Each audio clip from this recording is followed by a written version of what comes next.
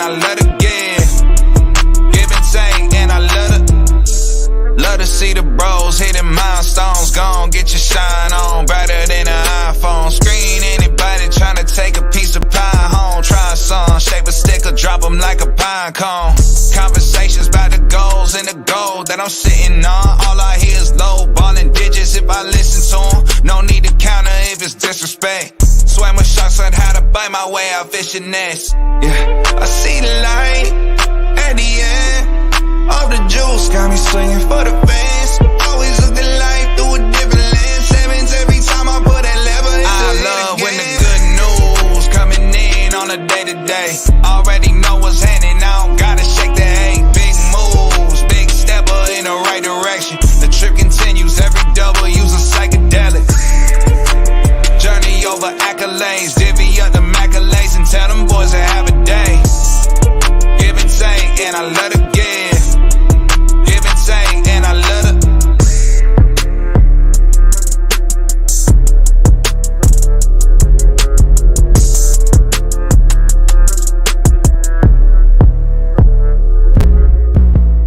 All right, guys, welcome to American Contractor Show. I am so excited that you're here today, joining us as we dive into the world of contracting and help you guys out today. And this is all about you guys. Our entire mission is to equip, inspire, and motivate contractors to become all that they can be, because we know that you guys are the ones that are building America and making this nation the best that it is. And so I'm so excited to get to speak to you today to hopefully give you guys some news, keep you informed, and some cool things that will help your business become all that it can be. Huge shout out to our sponsors that make this show possible week after week, and those are Infinity Home Services, IHS. Their entire mission is to rid the world of unscrupulous contractors. We just had a cool interview with Josh Sparks that went live last night. He was in the studio, and we're going to share some of that conversation, actually a piece of that conversation that's not part of it. We got some other stuff as well that we shot with you later today, but check them out. IHS is doing some cool stuff. We have a link in our show notes that gets you a free evaluation for your business, and you guys want to find out what your business is worth and if private equity is the right move for you. They'd love to have a conversation with you about that. We'd love to help you guys, so check that out. Also, a huge shout out to Job Nimbus. Job Nimbus is amazing. It is the top CRM for contractors. You guys have got to check out Job Nimbus and what they're doing. You want to stay tuned to the end of this episode when we share some of the peak performance report that Job Nimbus has, which is an amazing report that they have put out throughout the years that gives them a lot of key metrics that contractors may not know about. They've surveyed them, they found out all these answers, and they produced this amazing peak performance report. We have a link to it in the comments here of this video, so make sure to hit that peak performance report and download one for yourself, and we'll hit on a part of that later on at the end of the episode. Also, a huge shout out to Rilla. Rilla is the ultimate sales management tool that allows you to ride along with your sales reps as they do in-home presentations and figure out what they do well and what they may need some help with. It's an amazing tool that allows you to get feedback instantly as to what is going on inside of those sales conversations. So check out Rilla. It's a really cool tool, and I'm really excited that they're a part of the show now. They're doing some amazing stuff. And then my favorite friends over at Hail Trace. You guys got to go check out Hail Trace. We're going to have them here today. But in the meantime, if you're looking for where the storms hit this last week, go check out Hail Trace. They've got amazing maps and opportunities to connect you to your customers that you are looking for. If you are in the storm restoration industry and do a lot of storm work, you guys got to connect with Hail Trace. They're the best in the business. All right, guys, let's dive in. I've got some amazing news for you today. There's a lot of pieces that have come out over the last week, and we're going to share some things. We have some big news. But in the meantime, I want to share a couple things, though, real quick. This came out of the New York Post, and it has to do with the changing temperatures here. As we know, summer is right around the corner. It's starting to warm up. Some areas it's gotten very warm already, but the city of Phoenix actually passed a heat ordinance to protect contractors. That's right. They are now legislating contractors when it comes to heat. And I know heat's a big deal because I've worked in the summers. I know it's not the easiest time of year to be out in the field, especially if you're doing tough work like landscaping or roofing or siding, exterior work. Anything that's outside in the summertime is a bear. And so they have essentially created a new ordinance within the city of Phoenix regarding contractors. And essentially it's enacted, they amended the city code to protect contractors from heat-related illnesses and injuries. The ordinance passed unanimously by the Phoenix City Council, and it mandates that city contractors and subcontractors, with outdoor workers, develop a written heat safety plan. The essential requirements of a heat safety plan is that they must provide free, sanitized, easy accessible, cool drinking water for all employees and contract work. They must also permit workers to take regular and necessary breaks, including hydration breaks. They must ensure that they have access to air conditioning and or shady areas. And they're also going to start requiring that vehicles with enclosed cabs have air conditioning, and that has to be done by May 1st, 2025.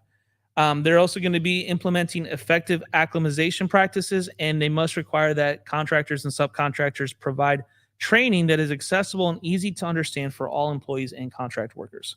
This ordinance followed a state emphasis program in Arizona that requires employers create plans to reduce the risk of heat-related illnesses and injuries, and it's also in response to last summer's heat waves across the U.S. The Department of Labor reminded employers to protect workers from heat conditions. Good stuff, but despite efforts, there was no federal heat-specific mandates that were put into place by OSHA.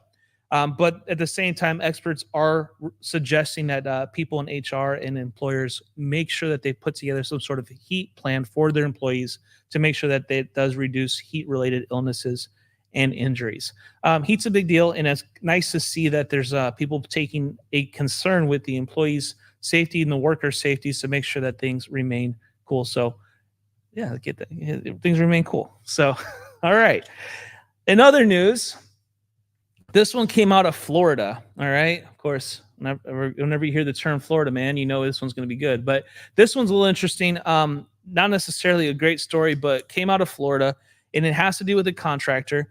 There was a business owner in Florida that was arrested and accused of human trafficking. That's right. He was arrested, accused of human trafficking, and it's his name is Raymond Smith. His company is G&G Roofing. He is the owner, and it's based out of Rockledge, Florida, and he's accused of illegally transporting undocumented migrants to the Bahamas to work on his personal property in Lubbers Cay. The federal criminal complaint by the Department of Homeland Security alleges that Smith arranged for the migrants to be transported by boat to avoid detection and the need for legal documentation required for air travel into the United States. They transported individuals were employees of G&G Roofing. In the complaint, Smith implied that he believed his company followed all proper hiring protocols, and they've been in business for 17 years and employ between 80 and 100 people. A source involved in the federal case reported seeing workers without proper documents at the Bahamas property multiple times. Federal agents conducted surveillance on Smith's home on the Indian River Lagoon and followed his boat on April 19th, and they intercepted the boat, finding 4 Hondurans on board, 3 of whom had pending immigration cases and 1 with an active removal order since 2018. The company has declined to comment and referred all inquiries to his lawyer. Interesting case. You know, he's obviously moving employees around. Maybe didn't know, maybe did know, but at the end of the day, he's being accused of human trafficking at this point, which is a federal level offense. And be interesting to see how that one plays out and how that goes when it comes to the actual allegations here. So, but like I said, those are allegations. He's been accused. He has a right. So we'll find out exactly what is going on there and how that pans out. So, all right. In other news, this one's the big hot topic last week. This one came, I was out of town and I got a notice on this one, so we put out a quick video, but this was a big deal. FTC has chosen to ban non-competes, and we're going to get into this a little later on with Josh Sparks, but I wanted to at least touch on some key articles and some key points of this real quick before we get too deep into this. But the FTC has essentially said that non-competes are no longer valid in the United States. It's an FTC rule. They voted 3-2 to ban non-competes, and this affects approximately 30 million currently bound by these agreements. Reasons for the ban. The FTC argues that non-compete agreements hinder the labor market, and they discourage entrepreneurship and suppress wages. The ban is part of the 2021 executive order on promoting competition in the American economy. Non-compete agreements have already been banned in states like California, North Dakota, and Oklahoma for over a century, and many states have recently prohibited them for low-wage and hourly workers. So this new rule is going to take effect in 120 days, making new non-compete agreements illegal and rendering most existing non-competes unenforceable, except for senior executives defined by the specific income and role criteria. FTC estimates that this rule will result in $400 billion in new wages for workers over the next decade and the formation of approximately 8,500 new businesses and a rise in innovation. Healthcare cost reduction is also a big part of this as well. Projected reductions in healthcare costs between $74 to $194 billion over 10 years due to fewer workers being unemployed between jobs.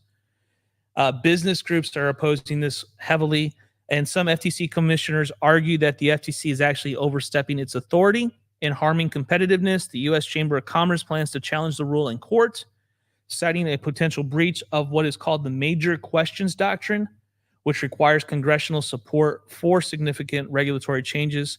And this is going to potentially get all the way up to the Supreme Court. So we'll talk more about this later on. We'll get some insight from Josh Sparks about this and what he sees as far as these non-competes go and what his company is experiencing. And we'll touch on this a little bit more. But anyways, that's our news for this week. That's the major stories that you guys need to keep up with. There's a lot of stuff happening and there's some things going on that we'll keep you informed on. If it hits, we'll try our best to include that in the episode. We always love tips. So let us know if you guys see something cool or hear something interesting that might be of good to other contractors. We'd love to hear it here on American Contractor Show and share it out with you guys. So anyways, we're going to take a quick break, but when we come back, we're going to talk a lot about the tornadoes from last week. And I have a very special guest with us. Derek Klein, the CEO and founder of Hail Trace, is with us, a great friend of ours. He's going to break down what these tornadoes mean and what we can expect the rest of the season. So stay tuned, and we'll be right back after this.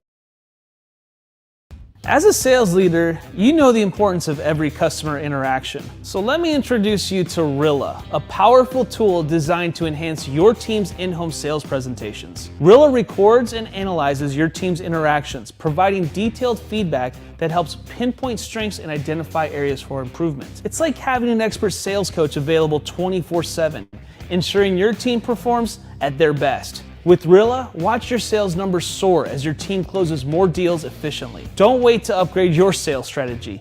Visit the Rilla link in the comments or show notes to discover how Rilla can revolutionize your team's performance.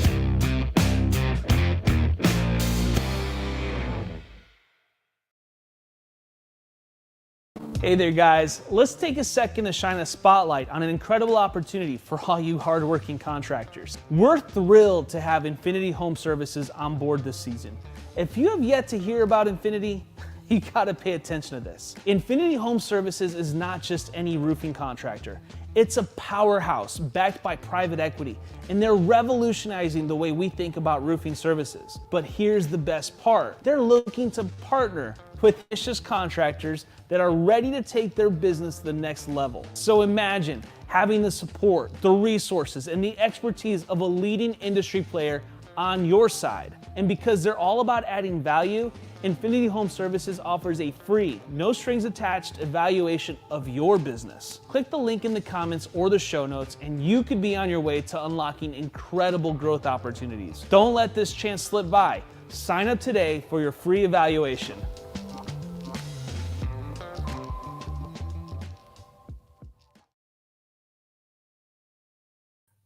All right, guys, welcome back. Last week was pretty crazy. If you guys have been paying attention to the social medias in the world, we had some huge storms, and I'm excited that Derek Klein is joining us to kind of help us break it down, star of the new Twister film. Let me welcome Derek Klein to the episode. Derek, man, welcome. How's it going? It's going well. Is this a shot from the movie or no?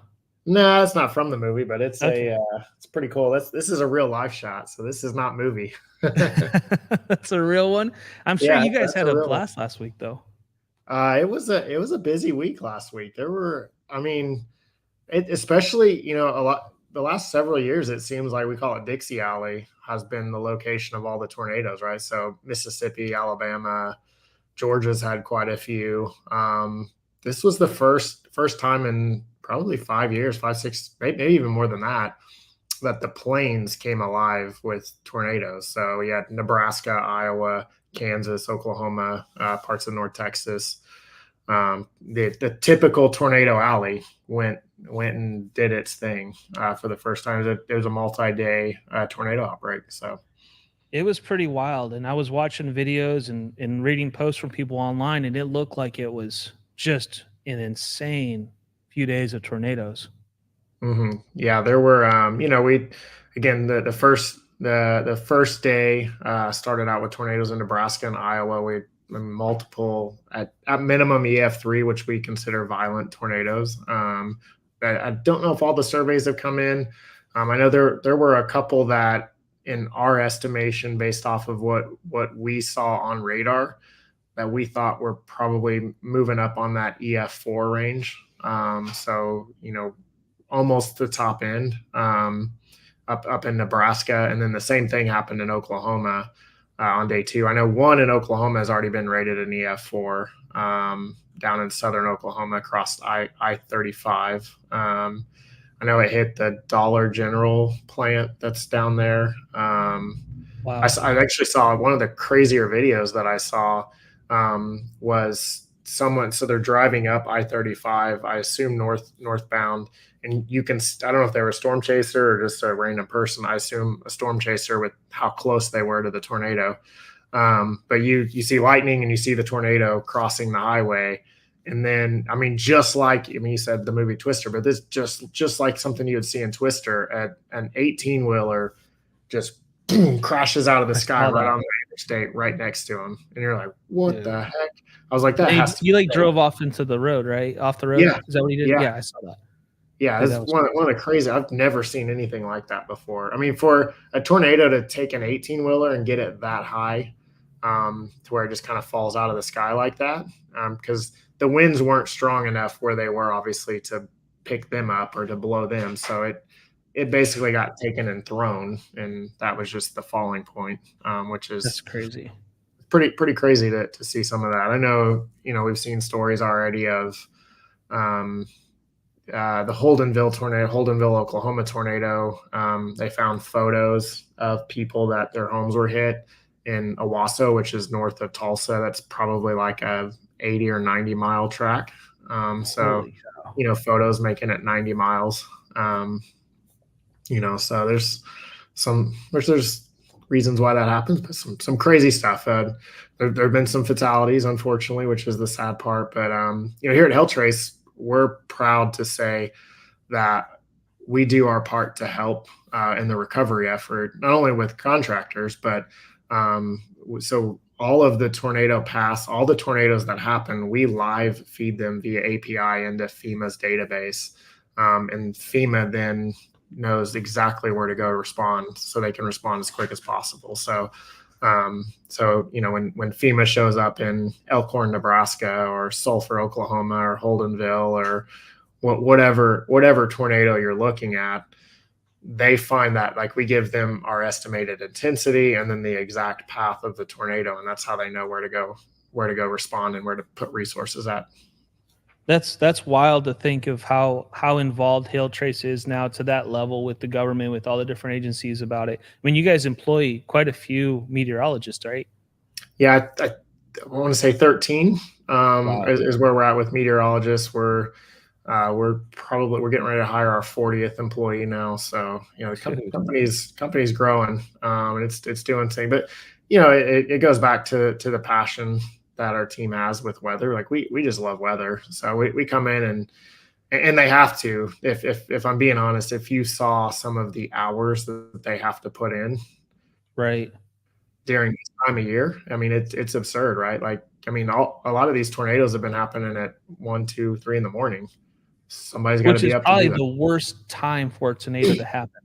Yeah. It's, I think, Oklahoma is probably one of the more prepared locations. The TV stations here had storm chasers out all over the place all night long, tracking the storms, and they're doing live coverage, and they've got videos of the tornadoes and exact locations of them, better than any other market in the country. So, you hate to have them in Oklahoma, but if we're going to have the big tornadoes, Oklahoma is going to handle it the best. But even here, there's some fatalities that happen, right? Like there's just 1 o'clock in the morning, you live in a mobile home, you get woke up. What are you going to do? Yeah, it's You crazy. don't want to be in the mobile home, but do you have time to get somewhere else? Yeah, it's wild. Hey, let's show some videos here. I know we've got some videos of the tornadoes. Let's get this a chance to queue up, but we'll just kind of play these in the background as we're talking some more, because I think there's a lot, to discuss here. But yeah, these tornadoes were intense, and yeah, I've never quite seen anything like them either, but I'm sure you have. I have, yeah. I've been close, just like this, to some tornadoes a few times. So I can tell you he's on the north side of the tornado. Both of these videos, actually, they're on the north side. You can just tell by the circulation. So they're in a spot. It's called the Bear's Cage. It's my favorite spot to chase. I love chasing in the Bear's Cage. Yeah, this is good. So obviously you hate to see the destruction, right? But I mean, look at the raw power. The interesting about tornadoes is how close you can get. Wow, look at that. I haven't seen this one. This one's new. This one's sped up. This is fast forwarded though. Okay. I don't know if you knew that, but I can tell you that one's definitely sped up as well. That's cool though. I mean, look how cool that is. It's not cool for some people, but no, I mean, it's definitely impressive. Like you can't deny that. I like the guy standing on the truck though. I've seen people driving down the road through sunroofs before, which is just to look at tornadoes. Right. Man. Oh, wow. Yeah. So see, like you can see how, especially at the bottom. And what's interesting about tornadoes, right? So, like let's say this tornado has like maybe the wow, that's like Nebraska violent. Or not Nebraska, Andover, Kansas, the tornado. We have some pretty cool video from that. Now this is straight line winds. It's pretty powerful. There's tornado again. Oh wow, this is coming right at him, isn't it? It looks like it. Is he on a train? What is he on? Yeah, I think he's on a train. Oh, cool. It's an engineer. Yeah, this is cool. I haven't seen this one.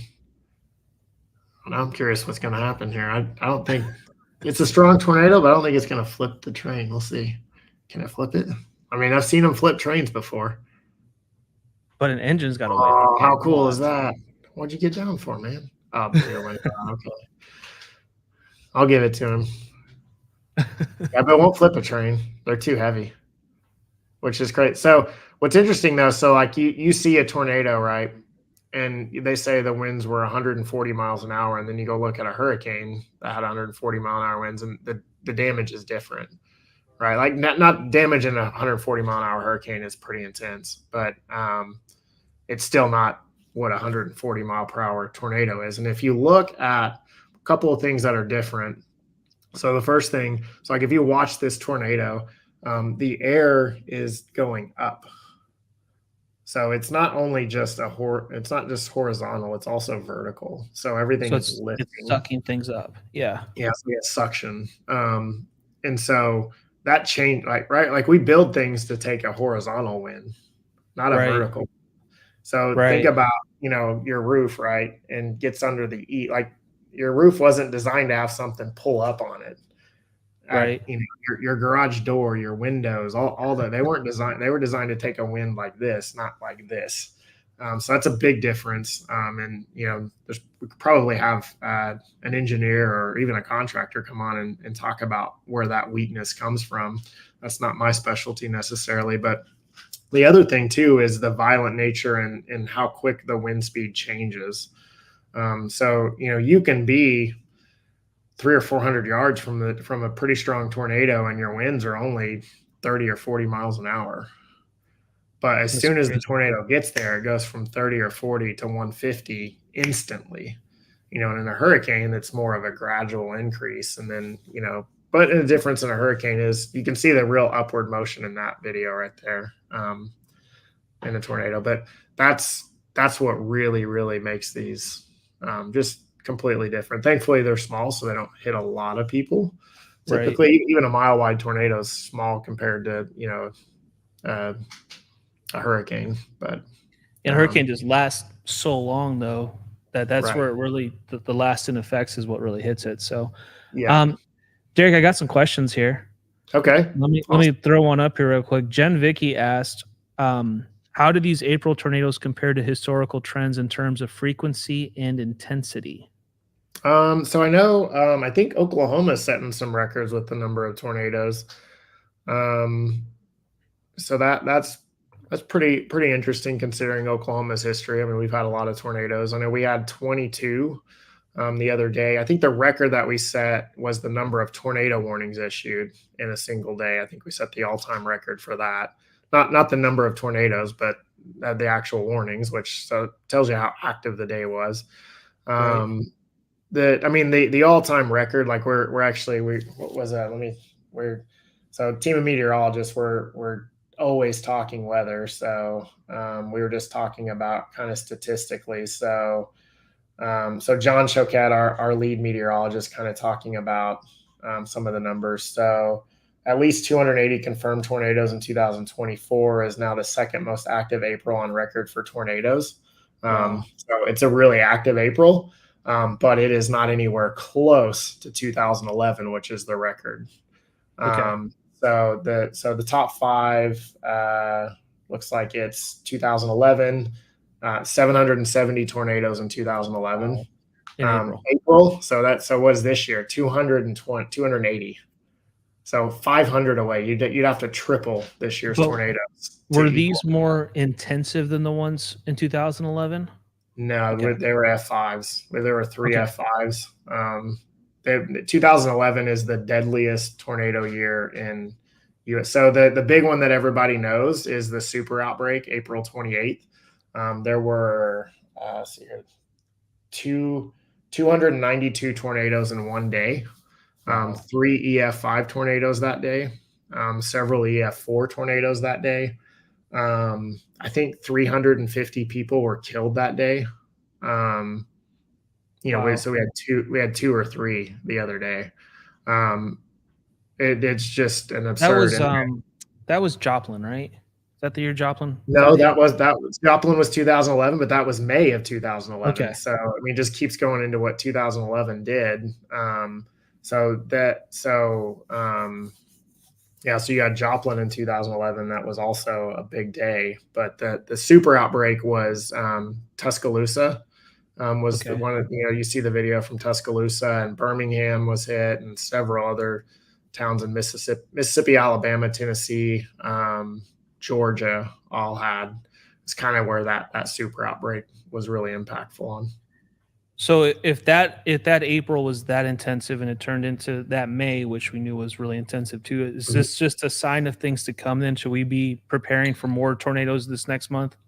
I think so. It's never a guarantee in weather, right? 1 + 1 doesn't equal 2 in weather a lot of times.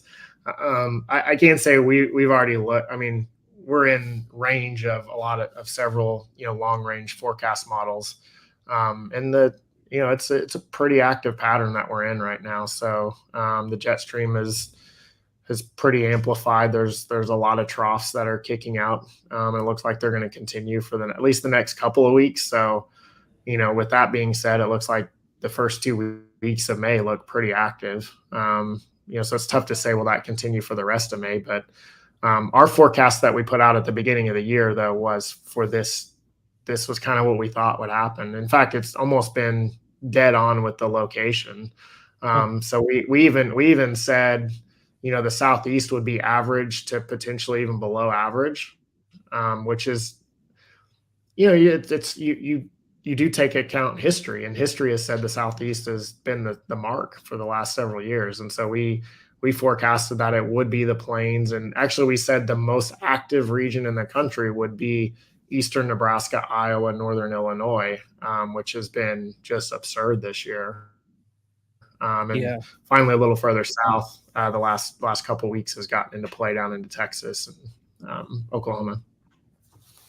We got a question here on Facebook. It said, how can individuals and families best prepare for tornado emergencies, and what should they do during a tornado warning? Awesome. Great question.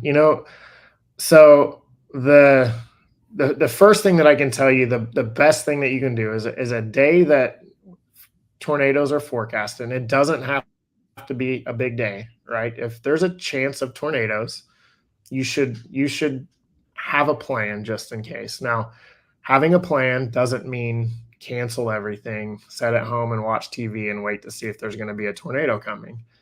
It just means if a tornado happens and I'm not at home, this is what I'm going to do. Just be ready for it, right? Now, what are some things that you should do? It might mean that, again, I'm just gonna be weather aware, so I'm gonna be watching the weather. And when the storms start to get close to my hometown, I'm gonna go home, right? So it's 7 o'clock. I'm watching my local weather coverage, and the storms are an hour away. I'm gonna go ahead and drive home just so I have where my safe place is. Or I know there's a safe place where I'm at, so I'm great. If a tornado hits, I know where I'm gonna go. That's what I'm gonna do. So the worst place to be is traveling. Yeah, you don't want to be traveling, right? This is what I see out of the public. So as a storm chaser, I get to, I know what the tornado is doing. So I'm watching it on radar. I have lots of tools that the public doesn't have with me when I'm chasing these storms. But the things that I see the public do that it's extremely unsafe. Park under an overpass. They get scared. It starts hailing, right? Oh, I don't want my car to get damaged, so they park under the overpass. They block. They block the overpass. Mm-hmm. And when they block that overpass, it blocks all traffic on the highway. Okay, well, if there's a tornado coming, I don't really care about hail, right? I do not want to be under the overpass when the tornado hits. And so if you block traffic, literally nobody can go anywhere. We're all setting ducks. So you get scared and you do. So when people get scared, it's either fight or flight, right? But in this case, it's usually people slow down and stop. Like, okay, so I don't know where the storm is, so I'm just not going to move. Okay, well, that's good if it's not coming your way, but if it's coming your way, that's not a wise choice. Or they try to find a place to hide. And so typically what we see is I'm like, there's a tornado coming. I know where it is. It's coming at me and you are blocking me from getting where I need to be.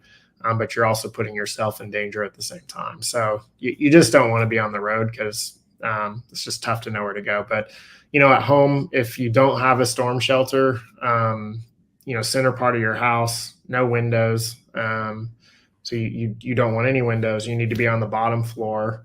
Most homes, like an EF3 type tornado, if you're in the center part of your home, you might lose EF3 or weaker, you might lose your roof, some walls, especially some exterior walls, windows, stuff like that. Center part of your house is probably going to be okay. So it's going to be a sucky wild ride, but most likely you're going to be okay. But some other things, if you have a helmet, put a helmet on. I've seen people put a pot over their head. It's typically not the wind that's going to get you; it's the debris. So anything you can put to kind of block that. I've seen people that'll take a mattress off of a bed and put it in the closet that they're going to be in, and then put the mattress on top of themselves. If you're going to get hit by the tornado. Anything you can do to put as many barriers between you and debris is the best thing that you can do. But to do that, remember, that requires a plan, right? So don't wait until the tornado warning's issued and it's going to hit in 7 minutes for you to say, okay, what do I need to do? It's too late by then, right? So you plan, you just say, okay, this is what I'm going to do. And then you just go about life. And then if a tornado warning's issued, you know what you're going to do. And so it's not a try to figure out. You just go do it. No, that makes sense. And there's so much to consider in those situations that people aren't really thinking about. So those are good tips. Derek, man, it's going to be an active year. Contractors, if you guys aren't connected to Derek and Hail Trace, you guys need to be, because, you guys forecasted this, you guys gave people plenty of warning, and now contractors are being activated because of these storms. Good opportunities, but you guys provide them the right data and the right data points. And so we really appreciate what you guys do. And thank you for all that you do for the industry. Yeah. Thanks for having me on. It's always fun to get to talk shop, especially when it has to do with weather. And, also thank you for doing it, but thank you for letting letting yourself be used on the new Twister movie. That's pretty cool. I'm I mean, I'm not sure how much it's used yet. I know you're going to see that truck in there. That truck was used quite a bit. July 19th is when it comes out. I know we are planning some pretty cool stuff here in Oklahoma. Like, I think I'm not 100% sure. I think we're going to rent out a drive-in movie theater and have some contractors out and just kind of do give us some heads up on that. Yeah, we definitely will. So I know big events that we have that coming up in July. We also have our hurricane forecast that we're going to do down in Florida. Okay. So down in Orlando in June, that'll be exciting. So yeah, lots of fun weather stuff coming up this year. Let's go. Well, it's awesome, and you guys have done a great job. So thank you for everything you do, and you guys need to connect with HailTrace. Go do it, hailtrace.com. Their team is amazing, and what they do is really second to none in our industry. So thanks for leading the charge and doing such a great job to help support contractors. Yeah, anything we can do, we love it. We enjoy it. Awesome, man. Thank you so much, Derek. Have a good rest of your day, man. So that was Derek Klein with HailTrace. I'm just telling you guys want to check them out. They are incredible, and they're such an awesome company to work with. So, all right, guys, stay tuned. We are going to take a quick break, and when we come back, I'm going to share the FTC banning non-competes, and we're going to get Josh Sparks' view on that. He's the CEO of Infinity Home Services, which is one of the largest private equity-backed roofing companies. And then we're also going to touch on the peak performance report by JobNibus, and I got some really cool stats to share with you guys today, so stay tuned. We'll be right back. If you're in the contracting business, you know how tough it can be to stand out and scale up. That's why I'm excited to talk about Infinity Home Services, a name that's becoming synonymous with success in the roofing industry. Backed by private equity and with a track record of phenomenal growth, they're the partners you've been dreaming of. Here's the invitation to you guys. Infinity Home Services is looking for partners like you. They believe in building strong, mutually beneficial relationships that drive success. And to get the ball rolling, they're offering your business a free evaluation. Imagine getting personalized insights from industry leaders on elevating your business. All you need to do is click the link in the comments or our show notes, and you can get started right away. And this could be the game changer you've been waiting for. So don't hesitate. Click that link and get your free evaluation.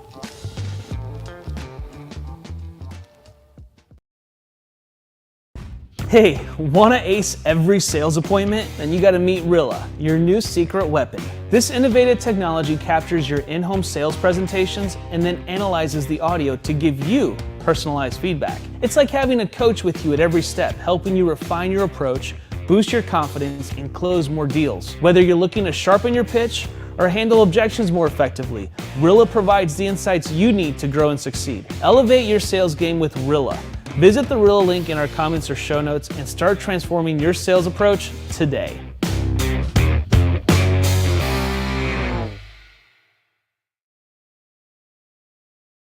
So, huge news. The FTC has decided to ban non-competes. And so non-competes have been pretty widely used within the restoration roofing industry for a number of years now. And I was really interested to find out exactly what that means for our industry and get some perspective from it. And luckily for us, Josh Sparks is here from Infinity Home Services. Josh Sparks, man, thanks for joining us today. What's going on, John? How are we doing? I'm doing great. Big news, man. Right? Big news. Huge news. FTC has banned non-competes. I was curious to hear what you guys had to say about it. If you guys don't know who Josh is in Infinity Home Services, you guys are one of the largest roofing contractors in the nation. If not the largest residential roofing contractor in the nation. We're getting close. I think. Getting close, right? Yeah, there you go. And but you guys are private equity backed, so you guys have a pretty unique perspective on this. And so I was curious what your thoughts were about this new ban that came down from the FTC. Well, I think there's a dichotomy here. Is it an overreach by the FTC? That's probably one question. Other question is, how is this going to impact the roofing industry? How is it going to impact IHS? And I think it's much ado about nothing, to be honest with you. First of all, it only impacts folks who make less than $150,000 a year. So most non-competes in our business are relegated to sales staff, maybe some high-end production people, and potentially executives on the team. And the vast majority of those folks are making more than $150,000 a year, so that's typically not a problem. But I'd say more importantly, it goes to the culture of your organization. If you are holding on to employees and your relationship is so fragile that the only thing keeping them employed with you is a legal binding contract, I think you probably have other things going on that you need to solve. Yeah, that makes sense. I mean, and I can appreciate that. I think that a lot of contractors use them to try to keep people from leaving their businesses. That's typically why you see them a lot of times. That's when they try to enforce them.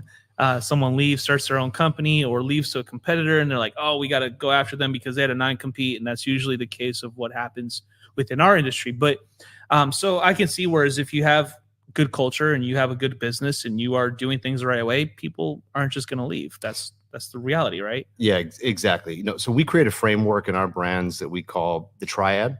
So it's our people, our customers, and our prosperity. And from a people perspective, it's really important that our brand leaders are taking the time to engage with their people. They're giving them upward momentum. They're giving them career paths. They're giving them leadership and development. If you're not doing this, you're not supporting your people. They don't want to be there. Do you really want to force them to stay? Like Right. So, and I think one thing that often gets confused is you lump in non-compete with everything else. And so just because someone's under a non-compete or they don't allow non-competes, it doesn't mean that they can take your customers, they can take your intellectual property and things like that. So there is a difference there. Yeah, I don't think a lot of people understand, like, there is way different things. There's all types of protecting intellectual property. There's ways that you can still protect your trade secrets per se. Non-compete doesn't necessarily do that. It's Not at all. Totally different. Not at Totally all. different conversation. Yeah. But you mentioned something early on, and I was curious what you meant by this and kind of get some perspective on this. Is it an overreach though? That's the part that I think a lot of people are shocked by it. Like, can the FTC ban something like this? Is that possible? What does that mean? There's going to be challenges for sure, right? Yeah, this will be challenged in court. And we had talked before we came on air here that Chamber of Commerce are coming together and they're gonna challenge this. So as far as the legality goes, I'm not a lawyer, so I don't know. But again, I would go back to the fact that if you have a good culture in your organization, our culture, our core values at IHS are integrity, hard work, and service. We believe in taking care of our people. We believe in giving them upward mobility inside the organization. And I fundamentally believe if you do that, you're not going to get this mass migration of people out of your business because, again, you can't hold on to them through this legal binding contract. Yeah, that makes sense. Yeah. So bottom line is this is going to happen probably, right? These non-compete are going to go away, but they've already kind of been a relic in a lot of ways for at least good companies. They have. And anytime they're challenged in court, judges are always going to most of the time, going to side on behalf of the employee. If somebody came into your business with a certain skill set, whether it be production or whether it be sales, and they take that skill set, maybe they improve upon it when they're working inside your organization, you can't stop them from going out and getting a job somewhere else. Right. It's just not the right thing to do. Right. So that makes sense. Yeah. So thank you for giving us some enlightened, of course, viewpoints on this, because this is something that I think a lot of people were shocked that this was going down. But at the same time, I think it's also been, I think a lot of people have tried to challenge those in the past and try to take them to court and found out it's not that easy to enforce a non-compete. It's not. And you see, they're the only ones that are ever enforceable were very local geography, 25, 50 miles, very short period of time. Yeah. I would see these non-competes where it'd be nationwide. You can never roof ever again in the country for an indefinite period of time. And it's like, this is not enforceable. So, right. Yeah. Makes sense, man. Yep. Well, thanks for your input. Of course. All right, guys. So FTC has banned non-competes, and we'll see what happens. But thank you, Josh Sparks, for that enlightened piece of information there, for sharing some of your knowledge. If you guys want to see the full interview, we actually did a live last night, kind of impromptu, but we went live and had Josh with us, and he shared a lot about private equity and what's going on right now in that space. We recorded all that, so it is on our podcast as well as all of our social media channels. So make sure to go check it out. If you haven't subscribed to our podcast, every one of these episodes ends up on our podcast, so you're welcome to listen to them later. You can find them on Spotify, Apple, pretty much every podcast platform out there has American Contractor Show on there. So make sure to check them out. All right, guys, final segment of the day. And this one I'm excited about because these are always so much fun to go over. If you guys haven't had a chance yet, you need to go to JobNimbus and check out what is called the Peak Performance Report. This is it's huge. It's got tons of stats, tons of things about our industry. Tells you what other contractors are doing and what they're not doing, how really high revenue, high profitable contractors do versus regular base contractors. And it's a really awesome report. So today we're going to talk about, this is on page 78 of the report. And it's basically going over how much time per week do you spend training your sales and office employees? So pretty interesting question, right? How much time is spent in training? It's probably a good thing to spend time in training, but the results may surprise you. According to this report, less than an hour, 30% of contractors that are base contractors, which is that top line right there on that report, it's kind of hard to see. So, but it says right there, 30% of those, and that's the base contractors, those are contractors that are not high revenue or high profitable contractors, are spending less than an hour a week training their office and sales staff. What's interesting, on the flip side of that, 29% of the high profitable and the high revenue contractors are spending more than 4 hours a week. That's at the very bottom there.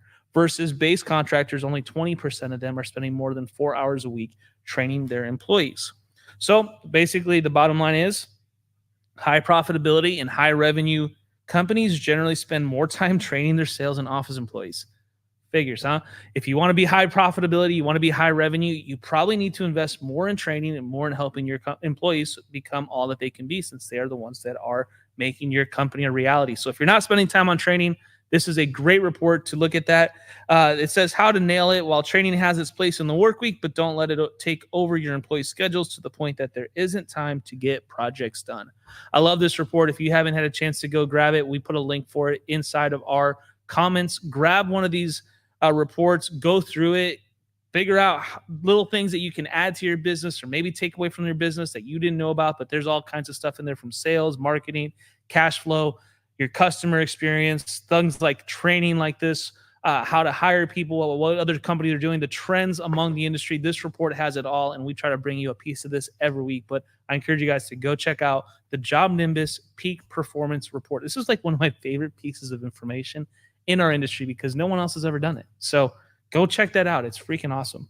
All right, guys. I really appreciate you watching the episode today. Hopefully you guys got some great information. If you haven't had a chance yet, you can always rewatch these episodes. They are always archived on our YouTube as well as here on Facebook or wherever else that you're watching this. And then we also put them on the podcast. And if you haven't subscribed to the podcast, go check it out. If you listen to podcasts on Apple or Spotify or Amazon or wherever you listen, Google, they're there. The podcasts are there. Every episode of the American Contractor Show Live is there. So make sure to go check them out. Thanks so much for watching today. I really appreciate it, guys. Hopefully you leave today feeling equipped, empowered, and motivated to do something awesome, because that's what contractors do in America. They build awesome things. So go build something awesome. I'll see you guys next week. Thanks for joining us today on the American Contractor Show. Be sure to subscribe, hit that thumbs up, and leave your comments below. We'll see you guys in the next one.